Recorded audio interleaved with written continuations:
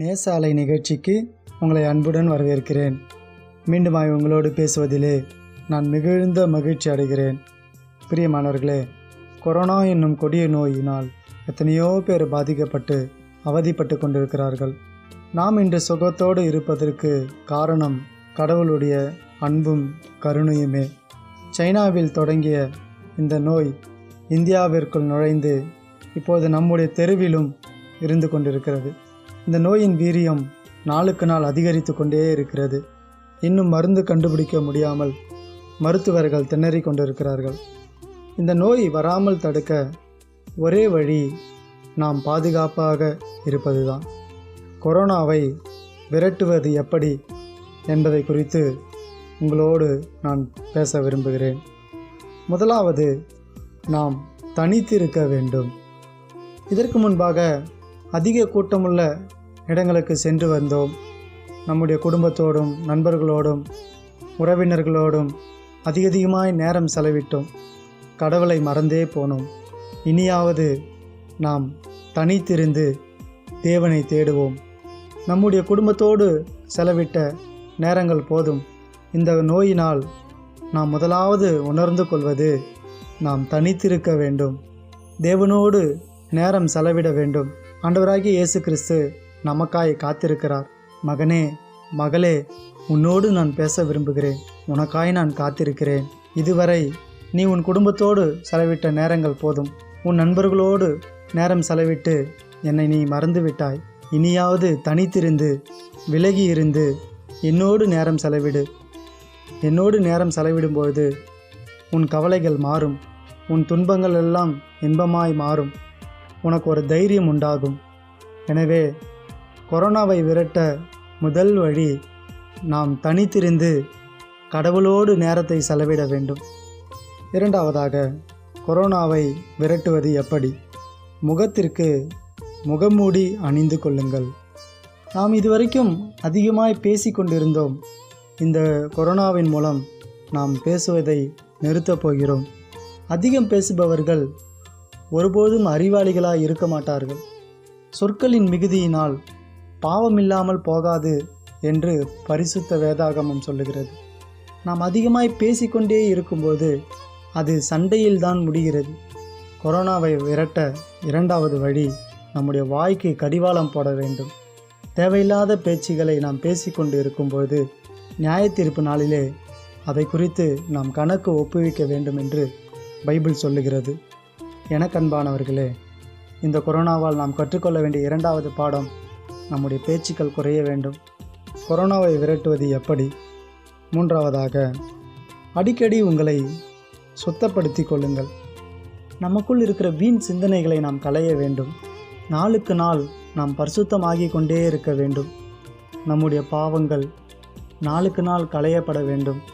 பரிசுத்தத்தின் மேல் பரிசுத்தம் அடைய வேண்டும். உங்களையே நீங்கள் தற்பரிசோதனை செய்து கொள்ளுங்கள். நான் எப்படி இருக்கிறேன்? என்னுடைய உள்ளம் பரிசுத்தமாய் இருக்கிறதா? என்னுடைய சிந்தனைகள், சொல், செயல் எல்லாம் கடவுளுக்கு பிரியமானதாய் இருக்கிறதா? என்னுடைய மனசாட்சி குற்றமில்லாததாய் இருக்கிறதா என்று நம்மையே நாம் ஆராய்ந்து சரி செய்து கொள்ள வேண்டும். கொரோனாவை விரட்ட மூன்றாவது வழி, அடிக்கடி உங்களை சுத்தப்படுத்தி கொள்ளுங்கள். அரசு சொல்லுகிறது, உங்கள் கைகளை 60 நிமிடம் சோப்பு போட்டு கழுவுங்கள் என்று.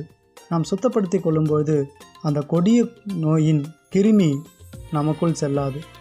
அதுபோலதான் நம்முடைய இருதயத்தை நாம் சுத்திகரித்து கொண்டு இருக்கும்போது பாவம் நமக்குள் செல்லாது. நீங்கள் எதை செய்தாலும் இந்த 3 கேள்வியை கேட்டு பாருங்கள். முதலாவது, இது கடவுளுக்கு பிரியமானதாக இருக்குமா? இரண்டாவது, இது எனக்கு பக்தி விருத்தியை உண்டாக்குமா?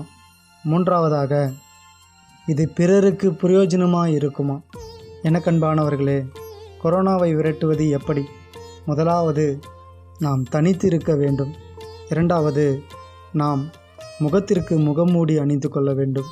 அதாவது நாம் பேசுவதை குறைக்க வேண்டும். சில நேரங்களில் பேசாமல் இருப்பது மிகவும் நல்லது.